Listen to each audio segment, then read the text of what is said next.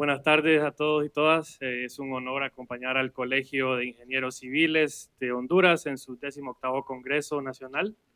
Agradezco a la ingeniera Gloria Pineda y al comité organizador por incluir este foro en la agenda. Que el gremio de la ingeniería civil dedique una hora al sector energía dice mucho. Sin energía confiable no hay obra, no hay industria y no hay desarrollo. Mi nombre es Edgar Aguilar, soy economista, trabajo con la Asociación para una Sociedad Más Justa y una iniciativa que se llama Potencia Honduras.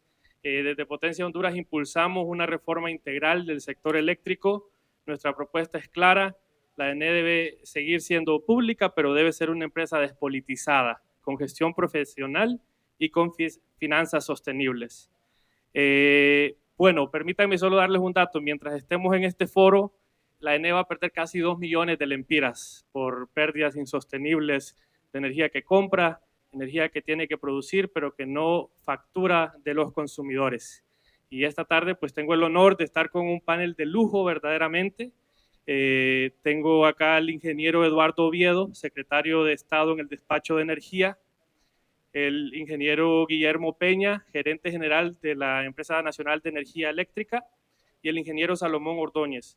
La reforma integral que necesita el sector y cómo la ley que está en el Congreso responde a esas necesidades. Y luego vamos a hablar de algunos temas específicos como las pérdidas, las necesidades de suministro y cuál es la hoja de ruta para que de una vez por todas tengamos el servicio que merecemos en Honduras, que incentive la inversión. Entonces voy a empezar por hacerle una pregunta al gerente de la ENE, don Guillermo Peña, para que nos cuente un poco de qué es lo que ha encontrado en estos meses, en primer lugar, en la Empresa Nacional de Energía Eléctrica, cuáles son algunos de sus atributos en cuanto a eficiencia, a su habilidad de proveer un servicio de calidad y, en general, qué retos hay también en el mercado, en el sector eléctrico, para responder a las necesidades del país. Gracias, Edgar. Gracias por la invitación y para esto voy a empezar también diciendo los primeros meses de la administración fue don Eduardo quien estuvo liderando y le tocó también recibir una casa bastante desordenada y tomar decisiones bastante fuertes que seguro nos puede comentar también. Pero en los últimos 2 meses, ya viendo, nosotros estuvimos acompañando al ingeniero Oviedo en el proceso desde Casa Presidencial esos primeros meses, donde decimos, recopilemos los datos primero, qué es lo que realmente hay. Si no tenemos un diagnóstico claro, no sabemos qué estamos arreglando y al no haber una transición limpia, clara de administración adentro del ENE, pues fue difícil verlo. Pero sí, lo que se recibió fue arriba de 6,000 empleados en total, cuando en el último recorte de eficiencia se había logrado llegar a 2,500 personas. Entonces, ese recorte significó cerca de 1,500 millones en ahorro para el Estado, y eso pues viene a hacer una ola de problemas y oportunidades operativas también, porque al quitar mucho de lo que no estaba funcionando, que es cierto, el programa de reducción de pérdidas no había dado resultados, consumió más de 12,000 millones de lempiras, tenía 2,100 personas contratadas, pero no bajaron las pérdidas. Y al final es un programa de reducción de pérdidas. Entonces dijimos, si no sirve, repensemos, consolidemos. Y en ese periodo que tuvimos la primera visita del Fondo Monetario, también acordamos que en la administración anterior, y aquí hay que hablarlo claro de cómo estaba, qué se viene y para dónde va, ¿verdad? No se pasó la cuarta revisión del acuerdo con el Fondo Monetario, se retomó en la administración, sí se pasó la cuarta y quinta revisión y eso ha dado una estabilidad al país en riesgo hacia afuera, pero también una credibilidad a lo interno. Y en la mayor parte de la credibilidad venía enfocada en siendo la ENE uno de los problemas, o el problema fiscal de la administración pública. Ahí vimos, no solo en la reducción de personal, en la focalización del subsidio, donde se bajó de 950,000 usuarios de los 2,2 millones del ENE, se reduce a 325, después 317, y fue curioso porque dice uno, el costo político de focalizar un subsidio es desastroso. Pues vea, 600,000 usuarios menos salieron, solo hubo 5,000 que el primer mes no pagaron a tiempo, y solo hubo 242 personas que solicitaron que se les volviera a integrar el subsidio porque sí lo necesitaban y se les dio, se les regresó porque el subsidio estaba hecho para personas con abajo de 150 kilovatios de demanda o de su uso, pero que tuvieran las condiciones de vida que amerita el subsidio focalizado. Y eso pues sí fue principalmente un trabajo que le tocó al ingeniero Oviedo. Pero ya cuando ahora pasamos a cómo reactivar un programa de pérdidas, cómo reactivar la parte financiera, porque en mayo, cuando pues ya entro yo, recibo con 16.500 millones de deuda generadores. Eso ahorita está en 9.700 y vamos camino a 7.500 millones de deuda, pero eso es un acuerdo también con el Fondo Monetario, de lo que más nos han dicho se está cumpliendo y están siendo ordenados. Son las señales que hay que mandar. Eso no va a solventar todo, porque estamos haciéndolo también parte a través de levantar bonos, pero esa emisión de bonos nos ayuda a tener oxígeno, pero nos ayuda a ganar confianza del sector generador y a dar una señal de que se va a hacer las cosas con orden, que no va a ser un mundo de pleitos. Y a eso quiero enfatizar aquí. El mundo de pleitos fue, en la administración pasada se dice que se renegociaron contratos que le ahorraron al Estado 20.000 millones de lempiras. Muy bien, la cosa es que se hicieron a la fuerza, se hicieron con pistola en mesa, se hicieron unilateralmente, y eso ¿qué ocasionó? Pues que la ENE pasa a tener 12.000 millones de lempiras en contingencias legales a pasar a 46.000 millones en contingencias legales por demandas no solo laborales, pero comerciales también. Ese fue el efecto de la ley del 2022, que es lo que estamos queriendo ahorita contrarrestar con orden, confianza y un sistema donde se habla con números y claridad para poder dar esa buena relación entre todos los actores del sistema. Sí, Guillermo, y la ENE tiene un déficit anual en la caja de alrededor de 15.000 millones de lempiras. Ese déficit al final lo cubren nuestros impuestos, lo cubre deuda que se acumula para la ENE, que luego lo pagan futuras generaciones también con impuestos. ¿Qué causa este déficit anual recurrente? Sabemos que las pérdidas son una parte de eso. ¿Cómo están las pérdidas de la ENE en este momento? Pero ¿cuáles son otros elementos que también influyen a que la ENE continuamente sea deficitaria? Bueno, ¿Es el control político parte de esto?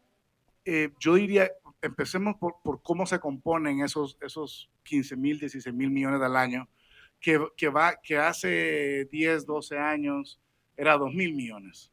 Entonces, pensemos en la velocidad como va creciendo este problema.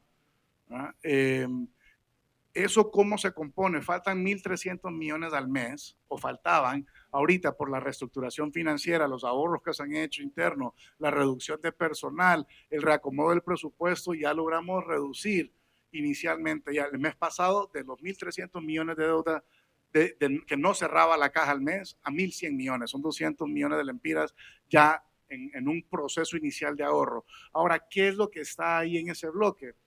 Una parte es gastos del ENE que no entran a la tarifa. La política sí ha hecho en el pasado donde se hacen tipos de contratos o tipos de gastos en los que no se refleja dentro de la tarifa. Si Honduras, podemos decir, comparémonos con Guatemala en la tarifa, no andamos tan diferentes. Y el usuario, el cliente de Honduras, se queja por el precio, pero no es realmente el enfoque de lo que se está quejando. Cuando hablamos, lo que molesta al usuario es el mal servicio. Y como tengo un mal servicio, tengo derecho a quejarme del precio. Sí, o sea, eso es lo que yo diría. Si tengo un mal servicio de cable, me quejo de cuánto cuesta, pero lo que estoy enojado es del mal servicio. Es el mismo caso en el ENE y eso crea un ciclo de desconfianza. Entonces, tenemos esa parte donde es costos no reflejados en la tarifa, que entonces al no estar reflejado en la tarifa, ENE no lo recupera. Gasta, pero no lo recupera. Es el 34% en pérdidas, compras energía, pero no la factura al otro lado. Y este ciclo de la deuda que va creciendo y va acumulando intereses y es ese servicio de la deuda del ENE, es la otra parte grande de esos 1.000, ahora 1.100, pero 1.300 millones que recibimos de diferencia, y un último componente que es la ineficiencia interna del ENE. Es una situación alarmante y que crece cada año este déficit que se financia con dinero público que puede ir a escuelas, que puede ir a hospitales, a otras necesidades en el país. Ingeniero Oviedo, ¿qué repercusiones tiene en el sistema eléctrico, en el sector y en general en el sector energético, una compañía que no ha respondido realmente a las necesidades de la población, a las necesidades de la demanda? ¿Y qué problemas vemos en cuanto a la falta de suministro o a la falta de inversiones en transmisión, en distribución, en todo lo que necesita un sistema eléctrico para funcionar y dar respuesta a la gente?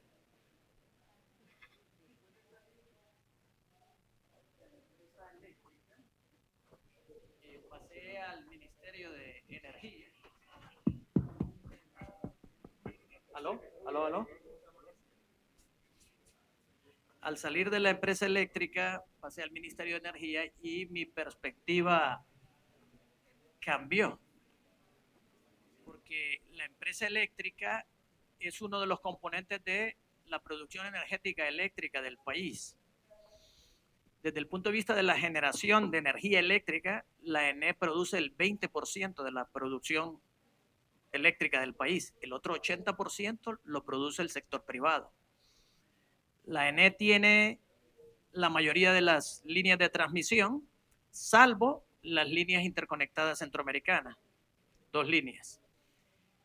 Y en la distribución, la ENE tiene el monopolio. Al ver la matriz energética nacional, la electricidad, yo me sorprendí, solo es 16% del consumo energético nacional. De todo el consumo de energía del país, 16% es la ENE más todo el sector privado que genera energía eléctrica.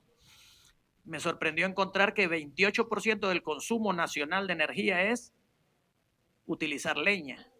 Estamos depredando nuestros bosques, nuestras reservas de agua, los ecosistemas vegetales y animales que están unidos a los bosques. Esa es una tarea muy importante que es un foco al que me voy a concentrar.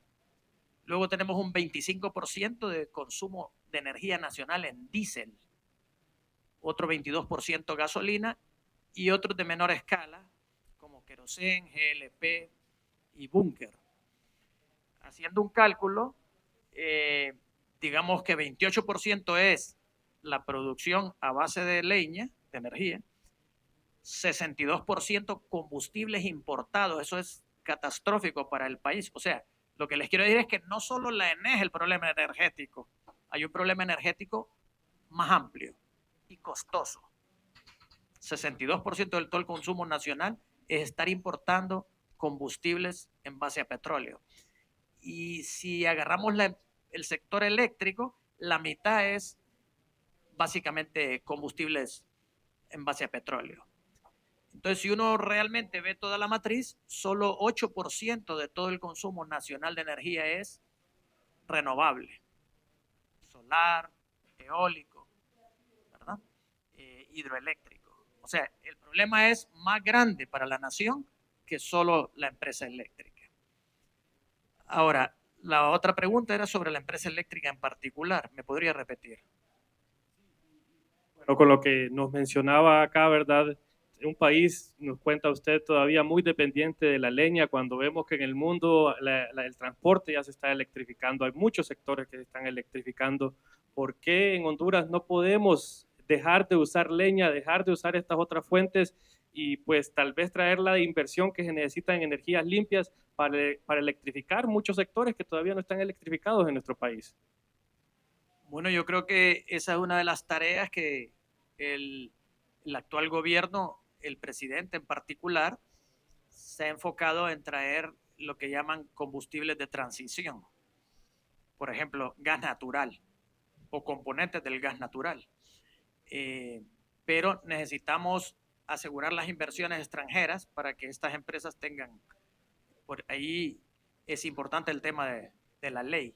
La ley va a dar mucha más seguridad jurídica a los inversionistas y eso porque nos lo han dicho específicamente tanto los organismos nacionales internacionales que nos visitan como las diferentes embajadas de países interesados en invertir en energía como Japón, Corea, Alemania, Estados Unidos y en particular la Unión Europea también. Ingeniero Ordóñez, desde el sector privado, ¿cuál es su diagnóstico de la situación en el subsector eléctrico y en la Empresa Nacional de Energía Eléctrica? ¿Cuáles son los grandes problemas que enfrentamos hoy? ¿Son estos problemas nuevos? ¿Cómo pagamos por estos problemas? Bueno, después de escuchar a Guillermo y a Eduardo, todos tenemos que entender que técnicamente la ENE está quebrada desde el punto de vista financiero. Cuando una empresa no puede cerrar su mes por la cantidad que dice Guillermo, está quebrada. ¿Qué quiere decir eso? Que el ENE, para poder asumir sus costos operativos, ni siquiera para poder invertir, que es lo que necesitamos, que se invierten en nuevas líneas de transmisión, nuevos circuitos de distribución, en atraer inversionistas que vengan y que traigan el gas natural. Por cierto, el día de hoy ya se anunció por primera vez en la historia de Honduras que está llegando el primer barco de gas natural. Ojalá y funcione. Ya está en Puerto Cortés. Pero lo que quiero decir es que todo eso, la quiebra financiera del ENE, lo que trae es tener que endeudarse, que es lo que está haciendo. Lo han hecho los últimos 10 gobiernos, colocar bonos. Ahora mismo hay un proceso de colocación de bonos que lo están llevando ellos a cabo para poder pagarle no solo a los productores, sino que los otros gastos, que es 13.000 millones de lempiras de bonos solo este año. Si no paramos esa bola de nieve del ENE, que se acumula cada año con más de 10.000 a 12.000 millones de lempiras solo en pérdidas, lo que tenemos es colocar bonos todos los años. Y eso no es una caja negra, esa la va a pagar alguien. Los contribuyentes del gobierno central, los que pagan los impuestos. Entonces, por eso es tan importante reconocer el diagnóstico. La ENE está en una situación de quiebra extrema. No hay inversión, a no ser que sea por préstamos. Y, muy importante, con una empresa que está técnicamente quebrada, que tiene que sacar dinero prestado para pagarle a los productores, no va a atraer nuevos inversionistas que queremos que vengan, porque es la única manera de bajar el kilovatio hora. Al final del día, lo que les interesa a todos ustedes es un servicio constante y continuo con un precio competitivo. No lo tenemos en este momento. Y por eso es importante reconocer el diagnóstico de cómo está el ENE, como básicamente lo estaba pintando Guillermo, yo lo pongo más extremo. Y creemos que hay que tomar acciones, así como están de drásticos los problemas, hay que tomar acciones drásticas para que esto cambie. Esto es una bola de nieve que ya no se puede parar. Entonces, parece que la ENE está politizada, por eso tiene muchas ineficiencias, costos elevados, altas pérdidas. Para sobrevivir se endeuda, le hacen transferencias de nuestros impuestos desde la administración pública cada año, y este subsidio opaco, que no vemos realmente cómo cubre el déficit, no sirve para nuevas inversiones, sirve para tapar un déficit recurrente, una situación que no es sostenible ya.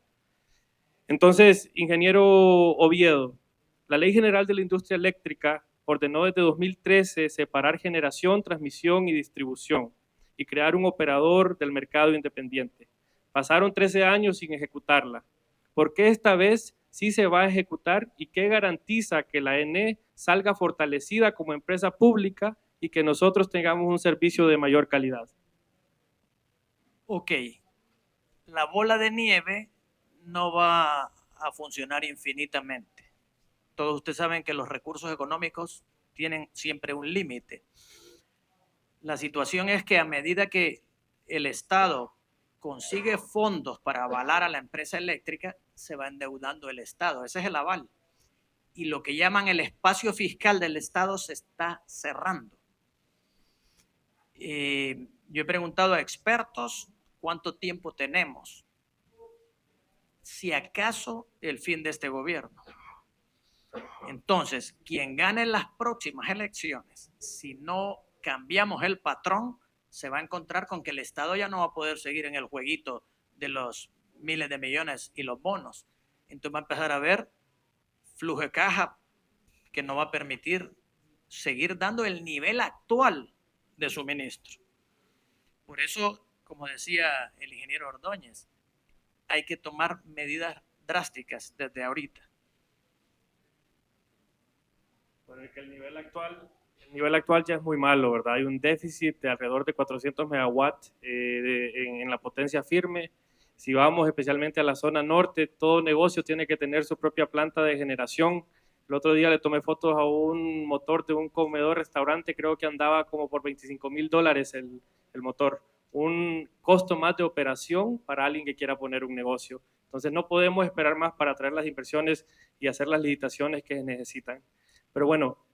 Quería agregar algo. En una reunión reciente con asesores internacionales que han visitado distintos países con problemas energéticos distintos, me pusieron a narrarles más o menos la situación de la empresa eléctrica. Al final, uno de los expertos me dijo, hay un caso parecido. Ucrania antes de la guerra. Yo de broma les dije, estamos peor aquí porque no hay guerra. ¿Ah? Allá llevan 4 años ya con guerra. El asunto es que la situación de Ucrania llegó en esta bola de nieve que va creciendo y que el Estado tenía que financiar la operación del sector eléctrico a un punto en que prácticamente la recolección total de impuestos de Ucrania era para pagar el sistema eléctrico. Esto es cuando decimos las escuelas, las medicinas y todo eso, en esa ruta vamos. No hemos llegado, pero el reloj está en nuestra contra. Sobre ese punto, creo que, o sea, cuando venimos y hacemos el diagnóstico, decimos para dónde va, qué opciones tenemos, ¿no?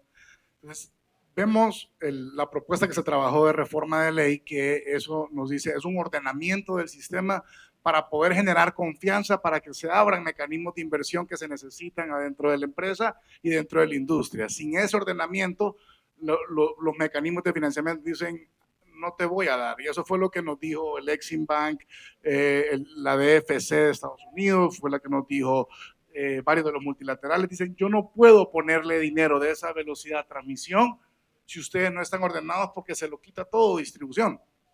No se los puedo dar. Entonces dijimos, bueno, armamos un esquema que es de este marco institucional, ordenamiento institucional, creciendo sobre la ley del 2013, aprobada 2014, que ordenaba el sistema, pero quedaron cosas pendientes.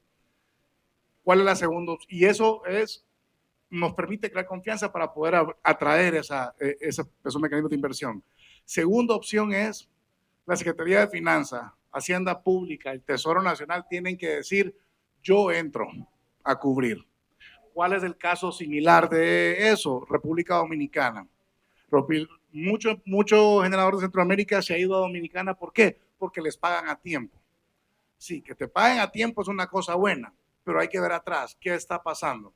Entonces, sí les pagan a tiempo, sí atrae la inversión, pero el Tesoro en Dominicana pasó de tener que inyectar $350 millones al año a $2,000 millones al año, porque no arregló el problema de esa caja rota. ¿Okay? ¿Les están pagando a tiempo? Sí, pero ¿a qué costo? Okay. Tercera opción es la que dijo ahorita el ingeniero Oviedo. ¿Qué pasó en Ucrania? Llegó al punto en el que tuvieron que declararla quebrada a la empresa. Declarar quebrada a una empresa estatal tiene un efecto problemático para el país, no solo para la empresa, porque al ser esa deuda soberana arrastra la credibilidad de las finanzas del Estado. Pero lo que vemos esos son los tres caminos que hay. Y no es queriendo asustar aquí, es que son los caminos de donde estamos en realidad, lo que hemos visto en la región cuando hay un problema de pérdidas y de problemas financieros a la velocidad de lo que hay. Son pocos países los que han logrado salir sin tomar decisiones muy difíciles. O sea, ese es un tema de decisión difícil. Sí, y ingeniero Pantin, hay quienes escuchan reestructuración, escuchan la reestructuración del ENE, el ordenamiento del mercado, y hay mucho temor de este proceso. Se habla de perder la empresa, pero desde adentro de la NE, ¿qué gana Honduras y qué gana la empresa con nuevas subsidiarias de generación, de transmisión, distribución? ¿Y qué significa, en primer lugar, dividir la empresa en estas 3 actividades? Pero, ¿qué se gana si se consiguen balances limpios, juntas directivas nombradas por mérito y una gestión protegida de los ciclos políticos? ¿Qué le diría usted al ciudadano en general que tiene miedo de este proceso? Bueno, creo que todo cambio genera incertidumbre, genera duda, y en una industria como la energía eléctrica en Honduras, que es un sector de alta suspicacia y alta duda desde el usuario, desde interno del sector generador, desde los actores de los empleados del ENE, o sea, y de los medios de comunicación. O sea, vivimos en un tema en el que esta industria de toda la economía es la que tiene más suspicacia. Entonces partimos de un momento de desconfianza a hacer cualquier cosa. Y por eso es que es tan difícil hacer una reforma fuerte del sector energético que se ha venido haciendo que en 96, 2002, 2003 no se pudo. Después en el 2013 y 14 y se quedó a medias y ahora estamos en la cuarta. Es la cuarta vez que se propone lo mismo en términos generales. La cuarta. ¿Por qué lo mismo? Porque es lo que pasa en las industrias, es el camino correcto de mejor práctica de industria. Entonces no estamos inventando nada, hay suficientes países que lo han hecho y países que lo han hecho bien. Ahorita anduve en Occidente la semana pasada, en Ocotepeque el fin de semana, y nos dicen los de Ocotepeque, pero es que yo no entiendo por qué aquí no falla tanto, y ahí está la frontera de El Salvador. Y ahí no se les va, está encendido todo el tiempo, todas las noches, no se les va nunca. Bueno, hicieron un sistema de ordenamiento hace 30 años y hoy está el sistema maduro y funcional. Eso es. Ahora, no es un debate si es público o privado. Uruguay lo hizo ordenándose de forma estatal. No pasa nada. Hay países que lo han hecho completamente privado, hay países que han abierto mercado, hay países que hacen una mezcla, un sistema híbrido de todo esto. El punto es que sea operativo, que sea ágil y que pueda tomar decisiones para solventar. Por eso es que al separar la empresa en tres, cada uno es un negocio, porque cada uno es muy diferente. Pensar como generador, y me pasa a mí, me imagino que les pasó a ustedes también en su tiempo entrando en NE, pasar de una reunión donde estoy hablando de generación del cajón y de repente, y la siguiente reunión es, se nos están cayendo las estructuras de transmisión y la siguiente reunión es un tema de distribución en pérdida. Son mundos completamente diferentes son las tres empresas, pero no es lo más importante. Lo importante es un sistema ordenado y confiable. Esa es la clave de lo que estamos queriendo proponer. No es, o sea, el tema de privatización no entra en la conversación, no importa, no se está hablando nada de que si 51% y 49%, nadie está hablando de eso, nadie está proponiendo eso. Los que lo están proponiendo están queriendo confundir a las personas a propósito, lo voy a decir así de claro. Entonces, no queremos confundir, queremos hablar claro. Hablar claro significa con números, qué se está haciendo, por qué se está haciendo, y solo seguir pasos de buena práctica. Por eso, cuando se estructuró inicialmente el proyecto, que separa, le da su autonomía al operador del sistema, al Centro Nacional de Despacho, que es importantísimo que opere con credibilidad, porque gracias a eso hoy tenemos un mercado de oportunidad que la industria entera del país está respirando gracias a que en el mercado de oportunidad se paga a tiempo. Pero no quiere decir que es la solución de todo. En realidad tenemos que regresar a un sistema de contratos que es pago a tiempo en las licitaciones competitivas internacionales. Pero Honduras no ha hecho licitaciones competitivas internacionales en 20 años. No lo ha hecho.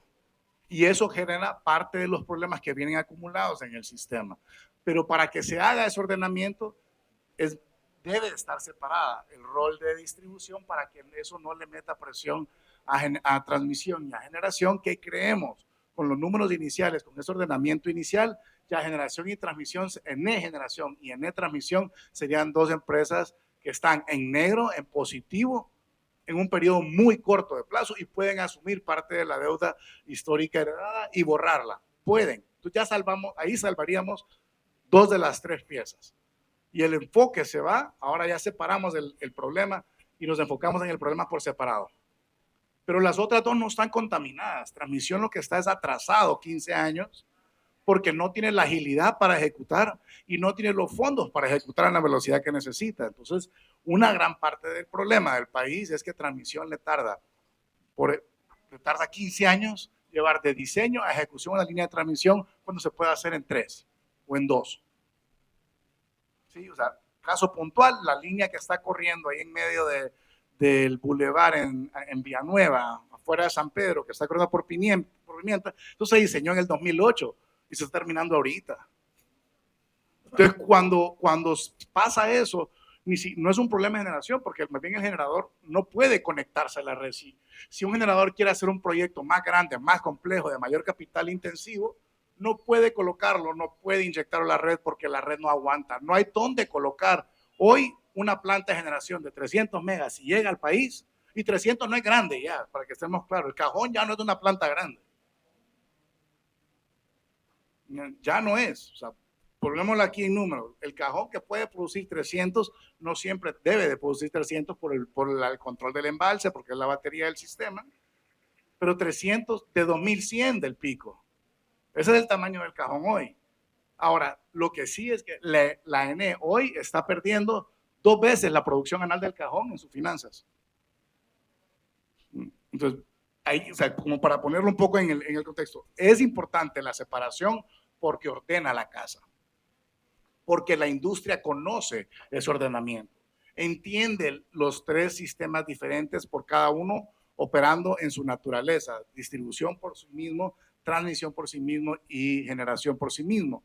Y ya de esta manera, no sé si vieron, hace como un mes salió en los periódicos que NEN estaba atrasado, que el Cajón estaba atrasado en la compra de unos enfriadores. Eso lleva 4 licitaciones fracasadas. ¿Por qué pasa eso? Porque es la dinámica interna de la empresa y la contratación del Estado le amarra las manos a la empresa en cómo puede ser ágil. ¿Cómo cambia la ley esto? ¿Cómo lo agilizaría? Bueno, eso el ordenamiento inicial permite, pero también hay que corregir temas de si queda. Es que aquí es como salga del Congreso, aquí no votamos ninguno de nosotros. Entonces, como salga del Congreso, si sale con las manos atadas siempre bajo la administración del Estado, entonces queda bajo lo mismo. La ley de contratación del Estado es lo que habría que agilizar, pero es un espacio para todo lo demás por fuera.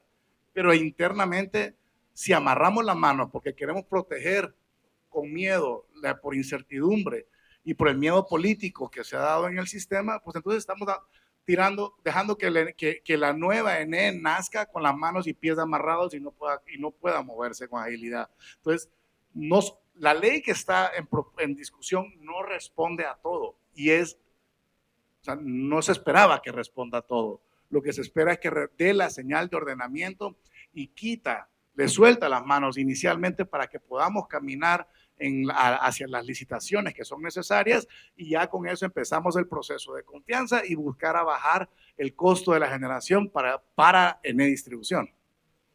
Bien, un punto más acá sobre la ley. Sabemos, y usted lo describe, que el problema está en distribución, especialmente generación, ENE transmisión más bien sería rentable, pero actualmente son arrastradas por una distribuidora que tiene pérdidas elevadas cada año. Pero ya se han intentado diferentes modelos con operativizar o mejorar las operaciones de la distribución con EH, pero más bien las pérdidas subieron de 32 a 37%, el Programa Nacional de Reducción de Pérdidas, la actual UTCD. ¿En qué se diferencia lo que hoy se propone y qué garantiza que esta vez habrá metas exigibles y consecuencias y que de verdad surja un modelo con los incentivos correctos para que la ENE opere de forma eficiente dando el servicio que merecen los hondureños? Bueno, hay el tema pérdidas en eso, creo que es bueno decir, y parte de la dificultad de la discusión hoy de pasar lo que está en debate en el Congreso es la herencia de un programa de pérdidas y un EH que no fueron exitosos. Y eso, o sea, es la verdad, y dejaron una complicación más política dentro del sistema. Ahora, EH no fue una privatización, fue una tercerización de servicio con un contrato de 7 años, que de entrada fue muy corto la estructuración, entonces no había un retorno financiero en la que le permitía a la empresa invertir con tranquilidad por un horizonte más largo. Entonces, eso sí fue un problema de estructuración, pero ¿por qué se estructuró así? Porque había miedo político de tomar la decisión completa. Aunque no era privatización, era una tercerización del servicio, de la parte comercial y de la parte de pérdidas. Entonces, pérdidas es la parte más difícil de corregir de todo esto, porque no solamente es inversión en las redes, es también cambio cultural en los usuarios. Y no estamos hablando solo de que el gran empresario que no paga. Miren, nosotros hicimos una corrida, las grandes empresas de 18 mil millones en cuentas por cobrar que hay son 373 millones, del 2%. En realidad hay un desordenamiento en el sistema en el que se crea, por esa desconfianza creada en la empresa, también se desconfía en que me pongan un medidor.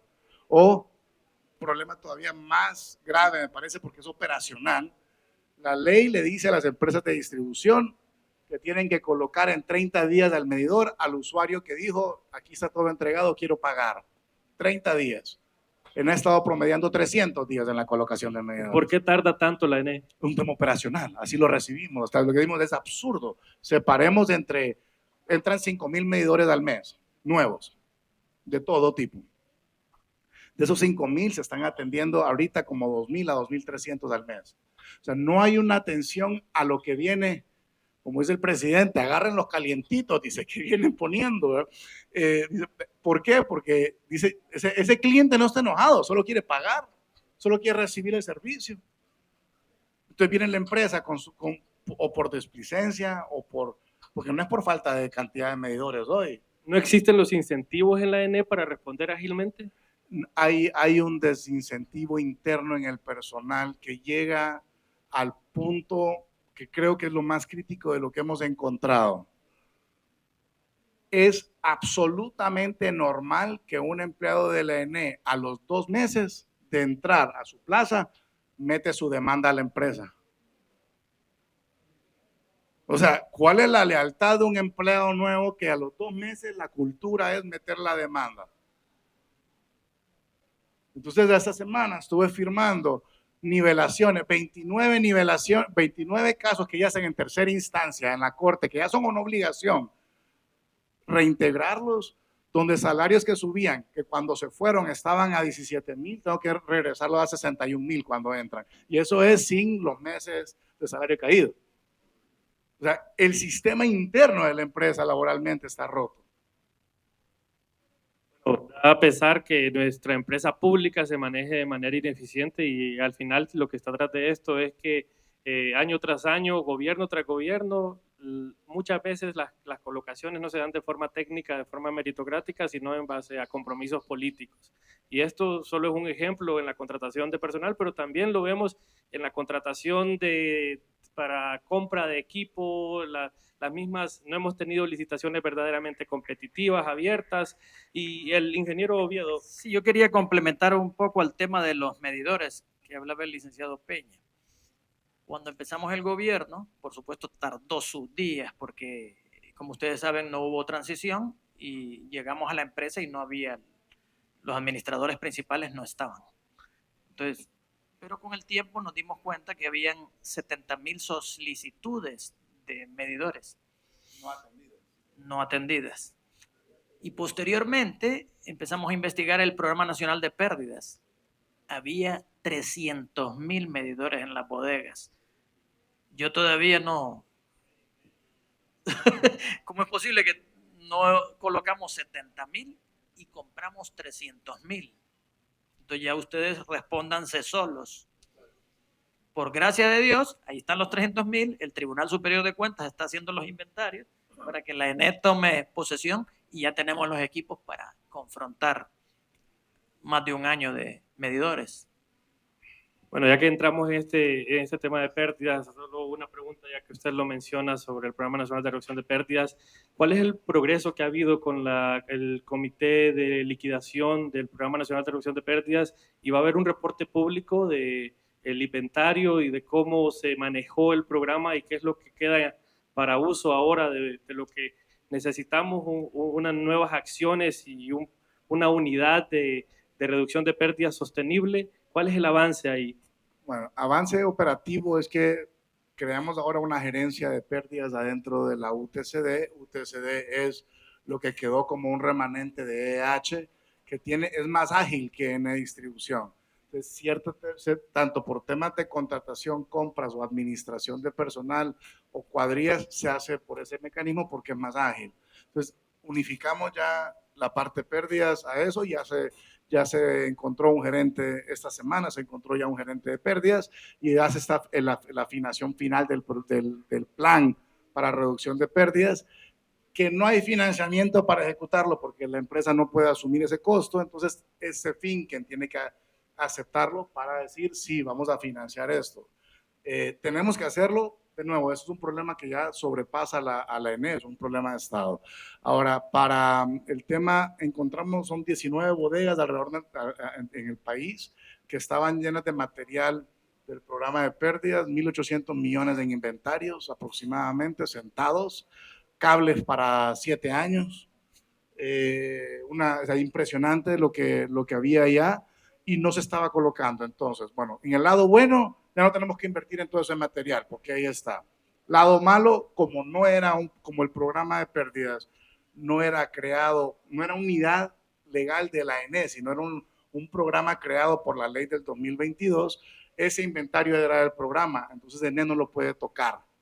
Entonces se tuvo que hacer la liquidación del programa para poder entrar con bienes nacionales, que es un proceso. Si alguno estaba en la administración pública, el proceso de mover bienes nacionales de un lugar a otro no me imaginaba yo la complejidad que es, pero estamos trabajando súper rápido. Ya consolidamos bodegas, ya cerramos el programa, ya se le pagó todo al personal que estaba en ese programa, todos los derechos. Y en esa consolidación ya tenemos ahora casi el acceso a los equipos, pero al día de hoy sacamos 25,000 medidores de esos 300,000 que decía el ingeniero Oviedo, pero no lo podemos tocar, no lo podemos instalar porque no son bienes de la ENE. Entonces ha habido un baile complejo entre contratamos personal para colocar cosas que no podemos tocar o esperamos el proceso para tener ya la libertad de tocar el material, todo este inventario. Ahora ya estamos empezando el proceso del mecanismo de contratación de cuadrillas para que salgan prácticamente al mismo tiempo los dos. Pero ese ha sido, o sea, mientras estamos en ese lío, no paramos en ningún momento, no estoy poniendo excusas, por eso fue el ahorro financiero, la reestructuración financiera, cambios operativos, cambios de mando, evaluación de personal, sacar muchas de las cosas que estaban trabadas. O sea, en un mes activamos 60 megas de generación que le faltaba firma en sus adendas. No era ni siquiera cambio de precio, solo que no se los querían firmar en la administración pasada. Y estaba el Valle de Sula, todo para el Valle de Sula, y ahí está, ayuda a estabilizar. Ahorita trabajando para estabilizar Nacaome, que hay una subestación que desde hace un año estaba construido para hacer el pegue y no lo firmaban. En Pavana estaba al 110% esa subestación de capacidad, y por eso es que todos los días se cae ahí en Nacaome en la tarde la energía, y está la gente bien encachimbada y con justificación. Entonces, igual, o sea, les digo, mientras esto dijimos, ¿qué más hay? ¿Qué más hay? Y si vimos ahí en Ocotepeque llevaba 10,000 minutos apagados de este verano. 10,000 minutos. Claro que van a estar enojados, con toda justificación. ¿Por qué? Porque también están al final de la línea, Ocotepeque. ¿Y qué alimenta Ocotepeque? Es la línea que sale de Cañaveral, que eso después va Santa Rosa, alimenta Copán, alimenta Lempira, alimenta Ocotepeque. Pero Ocotepeque, al estar al final, es quien sufría más, porque si se cae la línea de Cañaveral, se cae todo lo demás. Entonces, se le caía lo de ellos, más la anterior.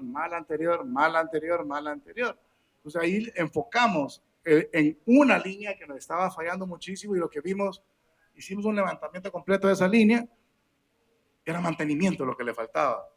No tenía mantenimiento, poda y brechas, o sea, esa era la complejidad. Entonces juntamos 30 cuadrillas a limpiar, y en 4 despejes pasamos de 13 fallas entre el 2 de mayo al 15 de junio a una. De ahí en adelante. O sea, mantenimiento. Eso no debería de costarnos, ¿no? Entonces, mientras todo lo demás está en movimiento, estamos buscando esta otra oportunidad de mejora, que no necesitamos ley para hacerlo, solo un tema de operatividad. Bien, gracias. Ingeniero Ordóñez, ya lo mencionaba ahora el gerente, hay cosas que no necesitan ley, ¿verdad? En cuanto a una reforma integral. Y una reforma integral para tener el servicio de energía eléctrica de calidad 24/7 con costos estables, necesita muchos elementos. Ya lo hemos hablado, un elemento lo toca la ley que ha enviado el Ejecutivo al Congreso, que es la parte del orden en el mercado, reglas claras, la reestructuración de la ENE. Hablábamos también de otro elemento importante que es la reducción de pérdidas.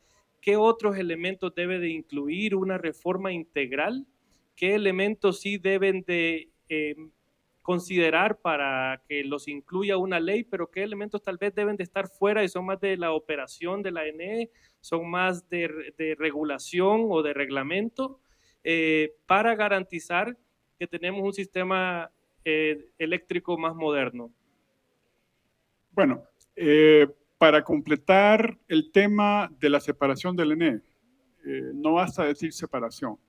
Hay que, y debe estar en la ley, garantizar que los mandos intermedios y gerenciales sea gente capacitada, que compita a llegar allí con capacidad. Ahí vamos a tener un buen gerente en producción, un buen gerente en transmisión y un buen gerente en distribución. Eso ya es una mejora drástica, porque quiero que sepan que históricamente los problemas que estamos viviendo hoy son por decisiones mal tomadas, por ignorancia de los gerentes que lleguen, o no tomadas, que es peor, no toman decisiones. Entonces creo que eso debe estar en la ley. En la misma ley está incluido, no se menciona mucho, es la actuación de la CRE, que es el ente regulador, hacerlo más independiente. ¿Qué es eso? Seguridad jurídica para la inversión, que se le había quitado en un gobierno anterior. Y el otro es el operador del sistema. ¿Por qué el operador del sistema? Para conseguir mejores precios, que eso es lo que al final va a pegar en el costo del kilovatio hora, que es 66% de la tarifa que ustedes pagan. Si se quiere bajar eso, hay dos maneras de hacerlo. Uno, hacer más eficiente al operador del sistema con el Centro Nacional de Despacho. Y ahí viene el segundo punto, que no depende de la aprobación directamente de las reformas que están, que es la licitación pública. Para que ustedes tengan una idea, hace 5 años se debió haber hecho una licitación pública internacional. No se hizo. Decisiones políticas. Estamos en el año político, no la hagamos. Hoy, esos 450, casi que el 80% está siendo sustituido por motores a diésel. Eso es lo más caro y la vamos a pagar nosotros. Peor ahora que han anunciado que viene el super niño, ¿eh? Octubre, noviembre, diciembre, enero, febrero y marzo.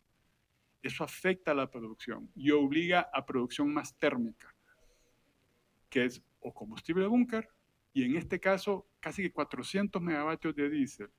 Eso, más el tema de que el problema del Bósforo sigue ahí, del estrecho de donde está Irán, se vuelve a cerrar. Eso vuelve a subir los precios y eso va a subir los precios del kilovatio hora que habían bajado por un acuerdo de paz que hicieron, pero que ahorita la acaban de romper.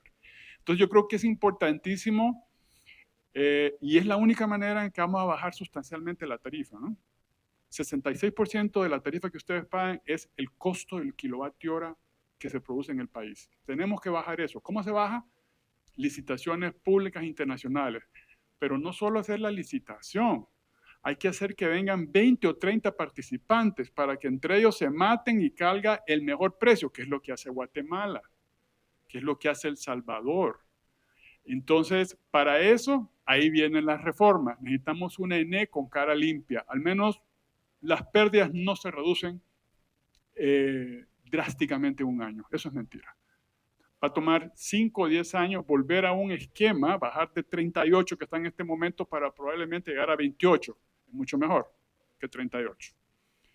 Pero mientras eso ocurre, tenemos que conseguir kilovatio hora más barato. Y esa es la licitación pública. Y para eso la ENE tiene que presentar una cara de que está ordenándose. Esa es la separación. Eso requeriría una reestructuración financiera también de la deuda. Exacto, una reestructuración financiera y la cara de un pagador que paga. La ENE no lo es. Hasta este momento, quiero aclarar, están pagando. Pero eso no va a traer nuevos inversionistas en cantidades suficientes para que el kilovatio hora que baje. Y, muy importante, las reformas, por ejemplo, la decisión, hay que estar claro que el efecto de la decisión la vamos a ver no el día que se apruebe el decreto. Eso no es cierto. Va a comenzar a verse dentro de 2 o 3, 4 años, cuando se tome una mejor administración y se tomen decisiones. ¿Por qué? Porque en energía eléctrica las decisiones tienen impacto en los próximos 5 o 10 años.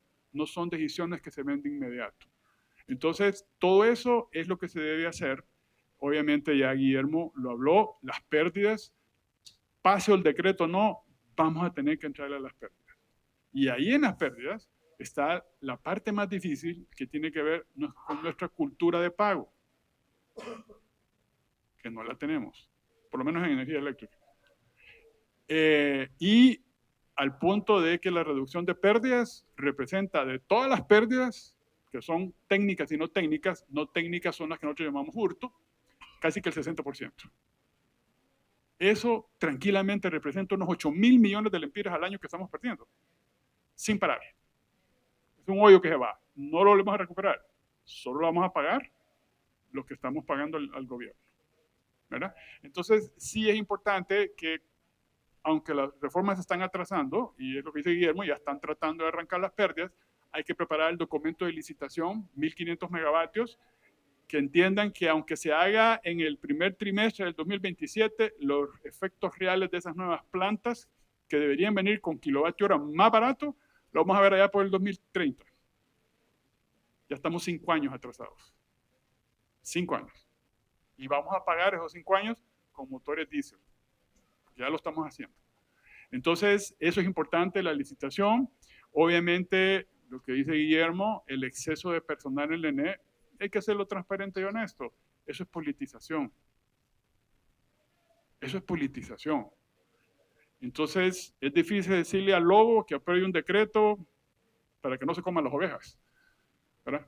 Entonces, por eso está siendo tan difícil pasar ese decreto por el Congreso. Es la transparencia, ¿no? Es la verdad. Entonces, esas son algunas de las cosas que hay que hacer, se apruebe o no el decreto, pero el decreto sí es necesario, por una razón más, lo decía Guillermo ya. El decreto manda el mensaje de que estamos ordenando la casa, y ahí vienen los fondos de los multilaterales. Es el dinero más barato al que puede acceder la ENE. Si no puede acceder a esos fondos, que son de largo plazo y barato, tiene que ir al mercado comercial. Y de nuevo lo vamos a pagar nosotros.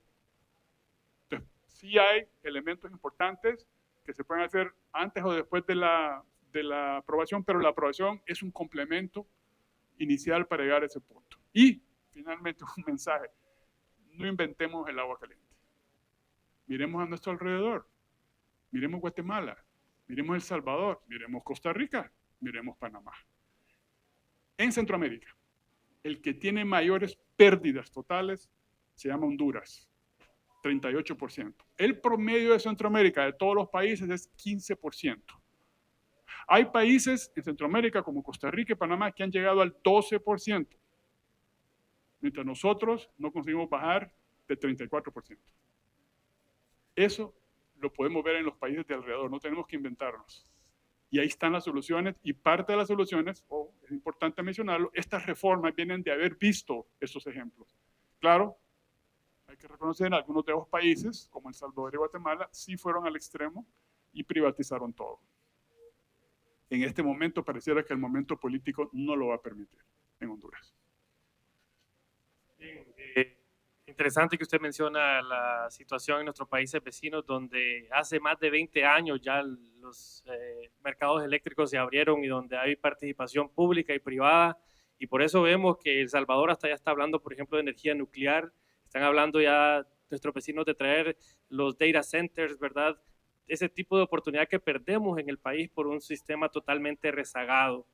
Y bueno, ya mencionábamos que el sector, para que tengamos un servicio de calidad en abundancia, a buen costo, necesitamos una reforma integral, y esta ley solo es una parte de ello, que atiende únicamente la reestructuración de la ENE para que sea más eficiente, para que sea transparente, las reglas del mercado, con un regulador independiente, con un operador del sistema creíble. Pero también hemos mencionado otros elementos. Los panelistas han hablado del problema de pérdidas. Se necesita entonces también un abordaje para la reducción de pérdidas, la parte de las licitaciones para asegurar suministro a largo plazo a bajo costo. Y también nosotros desde Potencia Honduras ASJ impulsamos el tema de una política de subsidios que de verdad vaya a quien verdaderamente lo necesita, pero transparente, ordenada, una política de electrificación también transparente, ordenada, que ya son temas de secretaría del rol social del Estado, ¿verdad? Entonces, y el tema también muy importante que es la reestructuración financiera y de la deuda de la ENE, que ya debe de irse trabajando. Entonces, pensando en esta reforma integral que sobrepasa a la ENE misma, ministro Oviedo, qué se está haciendo y cómo se está coordinando todas estas acciones que deben de ir en paralelo para una reforma integral del sector eléctrico. ¿Cuál es el rol de la Secretaría de Energía como rector de la política energética? ¿Qué debe estar haciendo la CRE? ¿Qué debe estar haciendo la ENE? ¿Qué debe estar haciendo la Secretaría de Energía? Sabemos que con la ley ahorita la pelota está en el Congreso, pero estas otras acciones también deben de irse moviendo. Desde que comenzó el gobierno, sabemos que el problema de la empresa eléctrica es uno de los principales problemas que tiene el Estado. Entonces, inmediatamente el presidente de la República creó los equipos de trabajo y trabajamos sincronizadamente. La CRE, la ENE, la Secretaría de Energía, de modo que todos vamos viendo la misma ruta hacia la que vamos. Por supuesto, la ley es crítica para muchos de los cambios, pero como decía el licenciado Peña, hay muchas cosas que se están haciendo sin la necesidad de la ley, como por ejemplo reducir los costos de la empresa, poner el staff en un nivel que sea apropiado para el nivel de producción que tiene.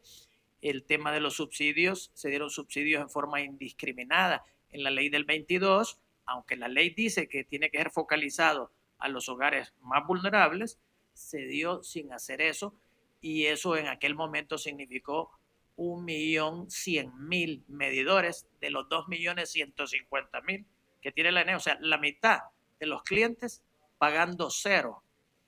Una empresa quebrada y usted viene y dice que es gratis todo eso. Eso andaba en el orden de 6.000 millones en el año antepasado.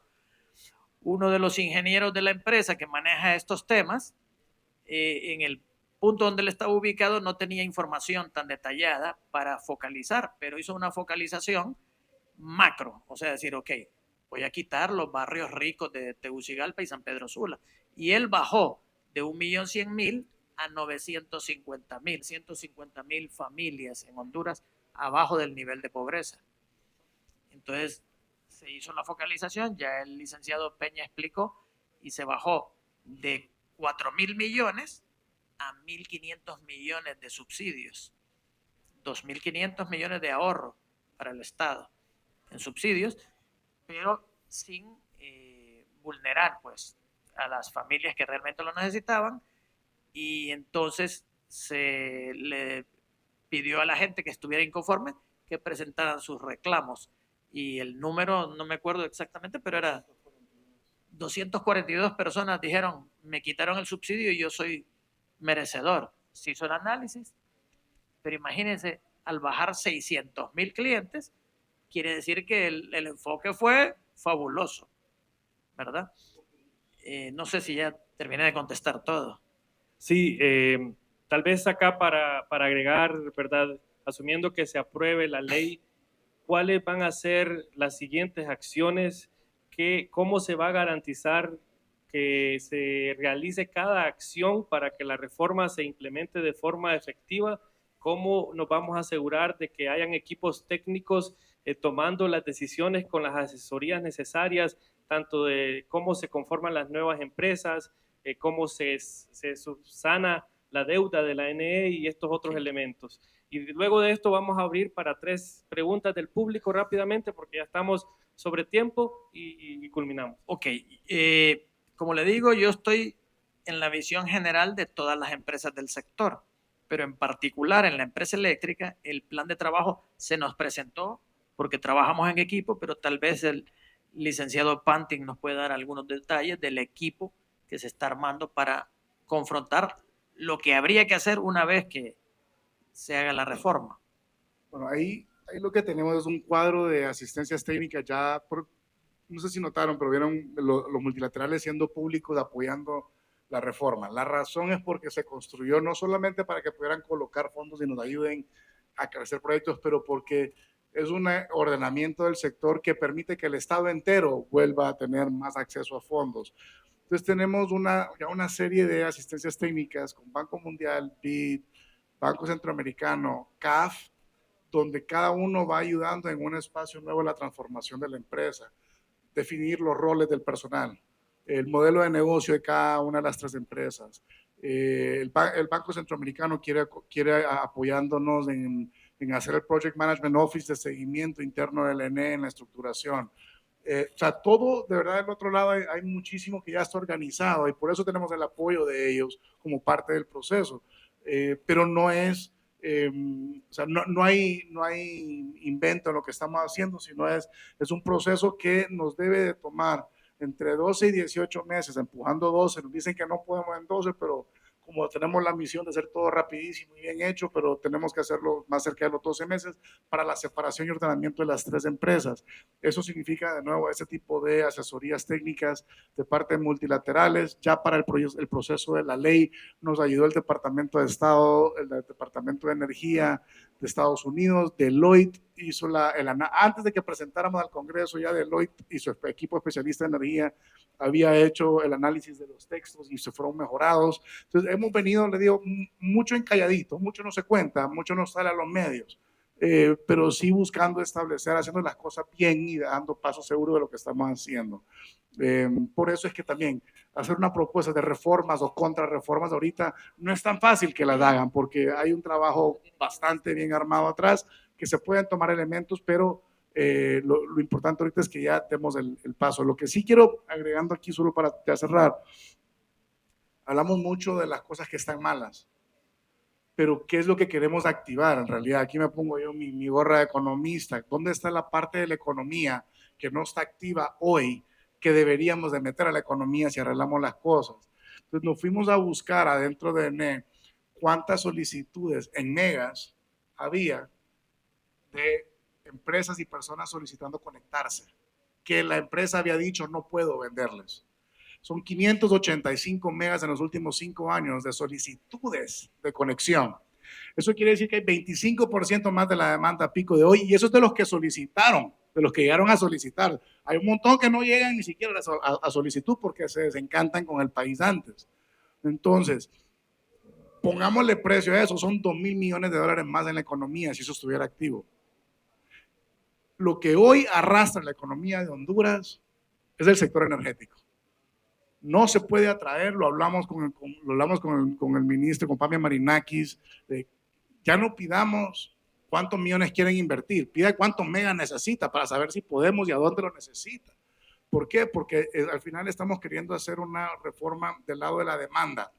¿Cómo atender al usuario bien? ¿Cómo atender a ese que quiere venir y no puede? O sea, la cantidad de solicitudes hoy que me llegan de empresas que están estableciéndose y me dicen, hay un mal voltaje en mi zona, no me llega la calidad del producto que necesito, se me están disparando la maquinaria. Es impresionante. Eso es, no podemos, o sea, lo que está atrasando mucho el crecimiento económico es no dar un servicio de calidad, de flujo permanente y que sea competitivo. Eso es donde tenemos que trabajar todo y activar esa parte de la economía. En el lado de la construcción, y ahí me imagino que aquí muchos de ustedes lo conocen, uno diseña y construye de acuerdo a la energía que me van a dar, porque ¿para qué me sirve hacer un hotel de 600 habitaciones si me dicen que puedo encender 100 aires? Entonces no puedo hacer hoteles más grandes, no puedo hacer edificios más grandes, no puedo hacer centros comerciales de diferentes dimensiones y diferentes necesidades. Entonces lo que está limitando al sector construcción es el sector energético. O sea, por eso lo felicito, porque creo que hayan tenido el tiempo de tomarle este tiempo al tema. Bueno, muchas gracias. Y para culminar, 3 preguntas, las vamos a escuchar de un solo las 3 y luego pues acá los panelistas deciden cuál quieren contestar y con esto pues ya vamos culminando. Buenas tardes. Mi nombre es Carlos Valladares.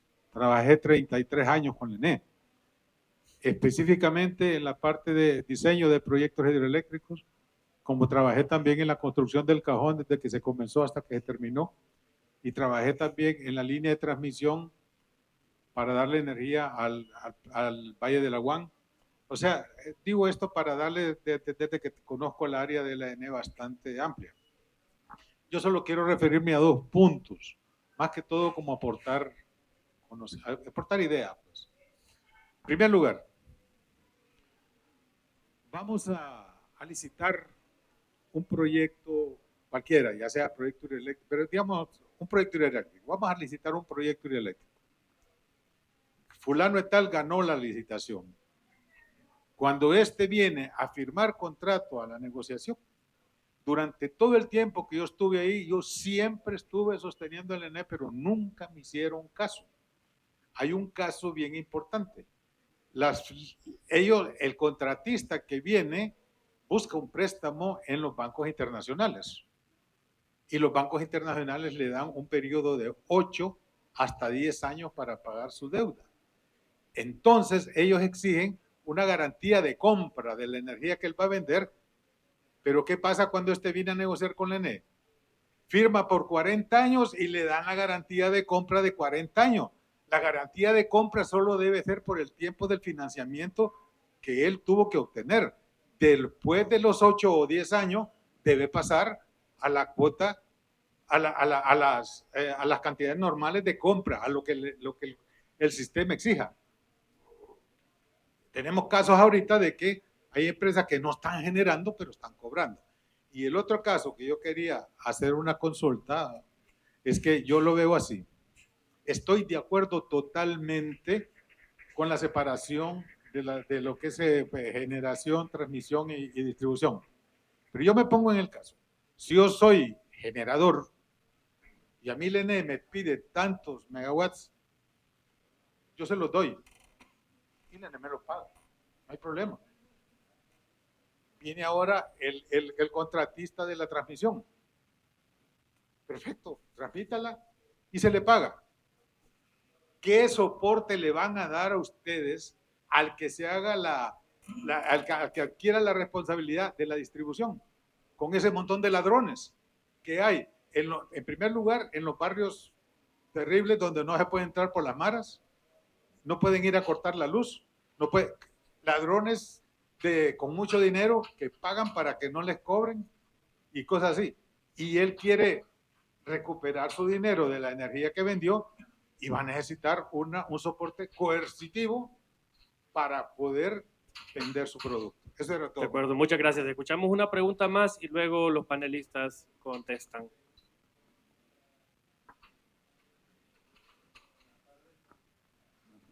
Sí.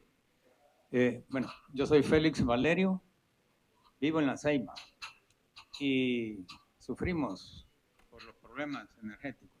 Ahora, yo tengo varias preguntas y mi punto de vista muy particular, muy personal. Desde hace más de 15 años, no quiero dar números precisos, el problema del ENE se viene arrastrando desde más antes todavía. Ya lo mencionó aquí el colega, de generadores que cobran y no producen. Contratos leoninos de más data, del siglo pasado, creo. Ajá.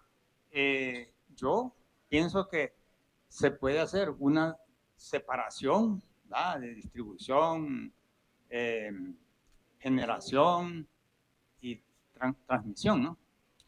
Pero se puede también, pienso yo, que sin necesidad de ir a la privatización, sino que hacer la separación internamente como Estado, ¿verdad? Ya el ingeniero mencionó también los grandes problemas que hay de robo de energía, pero también hay otros señores que no les vamos a llamar ladrones, pero que reciben perdón o condonación de millones y millones. Sí, no sé si estoy molestando con lo que yo estoy diciendo, pero aquí a mí me gusta hablar al grano, ¿va? Ir a poner el dedo en la llaga, pues. Entonces, otro punto que quiero mencionar es que en este foro es para mí como un cuasiforo, porque solo estamos escuchando una cara de la moneda. Sería bueno haber escuchado la opinión contraria de parte de los panelistas, ¿verdad? Y aquí me quedo. Gracias. Estamos ya a las 3:16, entonces por el tiempo voy a dejar con estas dos preguntas. Y una pregunta entonces era sobre las pérdidas en lugares de difícil acceso y la otra es sobre si una decisión con un modelo actual, con el modelo actual de operación de la ENE, si eso es suficiente. Lo dejo para los panelistas. Bueno, O sea, lo de las pérdidas es un tema que tenemos que regresar al Congreso varias veces durante este proceso. Y lo que se quiere llegar de vuelta con una ley de hurto. Tiene que modificarse el Código Penal. Porque si actualmente se quiere acusar, no hay un respaldo para el Ministerio Público de cómo llevar el caso. Entonces, cuando vemos este mecanismo, este proceso de la ley es uno, no les extraño. Si logramos pasar esto, va a haber que regresar 3, 4 veces más al Congreso con diferentes componentes.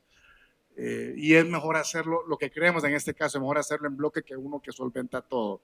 Porque ahorita no hay un tiro que va a arreglar todo de un solo, sino también vamos a irnos dando cuenta de varias cosas a medida que vamos avanzando, cómo mejorar. Pero no, el siguiente tiro es el tema de hurto, claramente. Sobre algunos de los comentarios que dijo el señor Félix, ¿verdad? Hay bastantes mitos en el sistema que se repiten, y lo digo de la mejor manera, ¿no? Que se repiten, es que le condonan y le borran deuda. Eso yo no he encontrado ninguna de las empresas que salen en esa lista que anda dando vueltas que está condonada. No he encontrado ni una. Son listas que salen cada 3 años. Yo me acuerdo que han salido por lo menos 3, 4 veces de esa lista en los últimos 10 años. Y es la misma lista con los mismos nombres, con los mismos números. Entonces, hay mucha desinformación en el sistema que hemos venido tratando de atacar desde la reforma pasada también. De la reforma pasada, cuando se hizo el operador del sistema y que fuera un operador independiente, ahí el reto era cómo hacer que los que se les acaba su PPA ya no lo extiendan, sino que mientras sale una licitación nueva pueden operar en el mercado de oportunidad con todo o una parte de su capacidad. Eso solo se basaba a través de confianza y tuvimos que empezar su despacho diario para decir, no, era cierto, no había favoritismo para una en la otra. Pero muchos de estos mitos, en la mejor manera, se apagan con números claros, con transparencia, que es la otra parte de lo que se está queriendo hacer. Para eso no necesitamos ley, eso es seguir soltando. Y ahí ya tenemos también trabajado el mapa nacional de pérdidas por circuito, porque ver también el número, se ha hablado, gracias a SJ también hicimos ese esfuerzo, porque había mucho nerviosismo adentro de la misma empresa. Yo menos, pero adentro de la empresa, de decir dónde están las pérdidas, porque eso inmediatamente lo que hace es, pues si saben por qué, dónde están, ¿por qué no lo atacan? Eso es lo que dice, pues sí, es cierto, pero ahora hagámoslo público y midamos cada circuito por sí mismo, a ver si se está haciendo algo en ese circuito o no.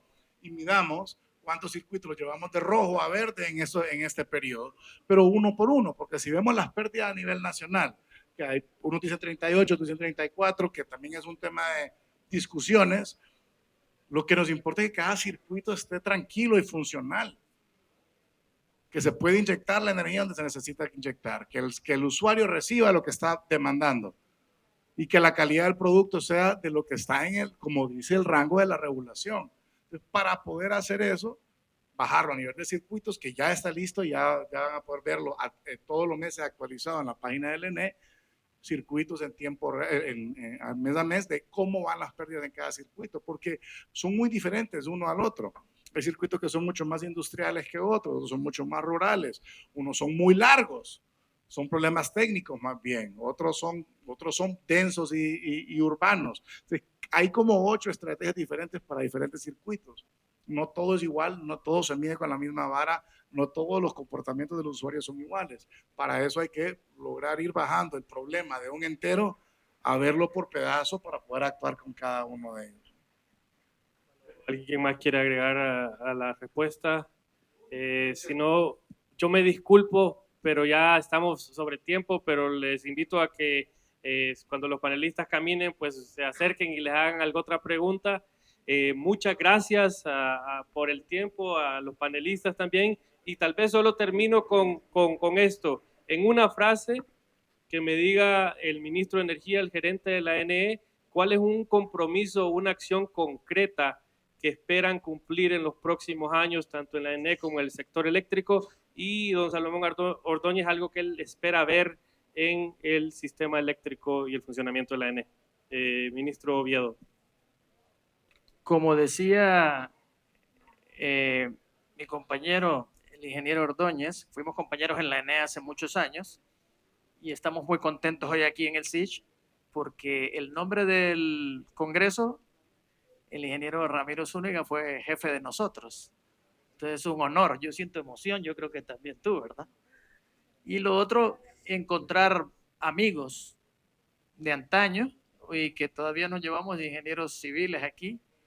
Una compañera mía, por ahí estaba la ingeniera Irma Escobar, que tenía 30 o 40 años de no ver. Yo pienso que yo como ministro creo que tenemos suficiente personal capacitado, tanto en el ministerio como en la empresa eléctrica, en la CRE, en el ODS, que tienen muchos años, así como el ingeniero Valladares, gente que estuvo muchos años en la empresa y tiene capacidad técnica. Entonces yo creo que si nosotros nos enfocamos, las soluciones están sabidas, es hacer planes de trabajo enfocados en las técnicas de ingeniería o administración que hemos aprendido y que los expertos ya saben, y trabajar con ética. Yo creo que la ética es un punto medular en esto. Yo me comprometo en actuar éticamente, como ha sido mi historia a través de mi trabajo profesional, y que muchos de aquí nos conocemos y saben que lo que estoy diciendo es cierto. Bueno, en el caso aquí es la operación que queremos hacer es que sea ágil, que ustedes tengan un mejor servicio, así de sencillo. ¿No? Es cómo darle vuelta a un problema de país o político, social, y dar un servicio bueno a los usuarios. Eso al final se enfoca todo lo que se haga, y lo que sí les digo, todos los trabajos que hagamos van enfocados en tres cosas, que es todo en base al usuario. Cómo hacer que ese precio sea competitivo, cómo hacer que reciban un producto de calidad, y cómo hacer que reciban el servicio cada vez que lo necesitan, para que esté disponible. Entonces, cada una de esas tres estrategias tiene que tener múltiples acciones, pero para eso empezamos con el ordenamiento de la casa y empezar a hacer que la empresa sea mucho más ágil. Bueno, yo también como ex empleado de la ENE, compañero de Carlos Valladares y de Eduardo, yo sí tengo un corazón por la ENE. Yo sí creo que la ENE tiene buenos empleados. Son aquellos que han durado, no los que duran 3, 4 años, son los de cambio político, sino los que han hecho carrera, especialmente ingeniería. El cuadro de ingenieros civiles que tenía la ENE, que ya todos están jubilados, era excelente. Y yo sí creo que con la estructura correcta, que es lo que dice Guillermo que viene, se puede conseguir mucho. Los hondureños tenemos buenos ingenieros civiles, mecánicos, eléctricos, no tenemos que copiarle a nadie, pero sí necesitamos el soporte para que esta gente pueda trabajar bien en el Cajón, en Cañaveral, construir. Hay una oportunidad para todos ustedes, los ingenieros, son 1.500 megavatios, es una inversión de $2.000 millones. Ahí se necesita cantidad tremenda de ingenieros civiles. Y es un beneficio para Honduras, para los ingenieros hondureños. Yo sí espero que eso mejore y que espero que le vaya bien en su proyecto a Guillermo y a Eduardo, no porque sean mis amigos, sino porque es el beneficio para el ENE, para el sector, y al final para nosotros. Entonces, yo sí prefiero, en vez de criticar, colaborar con ellos. Sin nada a cambio, ¿eh? Hay que aclararlo, porque yo no trabajo para el gobierno. Ya trabajé 15 años y creo que ya cumplí mi cuota. Entonces, yo sí espero que al final de este gobierno, y ojalá que tanto Eduardo como Guillermo duren, porque ese es un peligro que existe en el ambiente actual, que los gerentes no duran. Imagínense ustedes, una empresa que factura 45.000 millones de lempiras al año. Y hubo un gobierno ahí que tuvo hasta 8 gerentes. Eso no es así. Eso hay que cambiarlo. Entonces yo sí espero que Guillermo y Eduardo dejen un legado, una empresa más ordenada, una licitación bien hecha, que nos va a traer beneficios en kilovatio hora, que es lo que al final queremos. Y obviamente una ENE financieramente más sana con la reducción de pérdidas, que es un trabajo durísimo y les digo, peligroso. Porque ahí hasta crimen organizado hay. ¿verdad? Entonces, eso es lo que yo espero del proceso. Gracias. Bueno, muchas gracias. Ha sido un honor compartir con ustedes y creo que queda claro que no es sostenible la situación de la ENE. Se necesitan soluciones integrales y estructurales. Ha sido un honor también participar en el 18º Congreso de los Ingenieros Civiles. Y nosotros, pues desde ASJ Potencia Honduras, vamos a seguir aportando datos, propuestas, vigilancia ciudadana para que el sector eléctrico pase de ser de un agujero fiscal a un motor de prosperidad. Muchas gracias y buenas tardes a todos.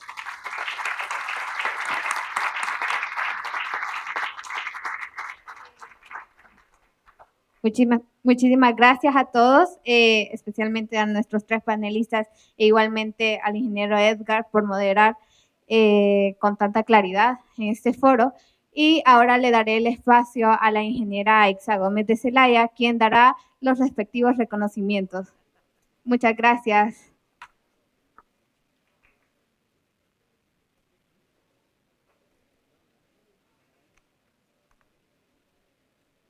Soto.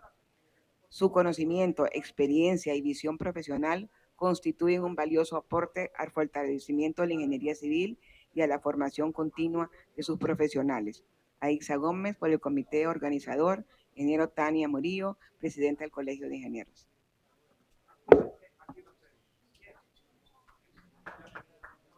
Los recibimos con un fuerte aplauso.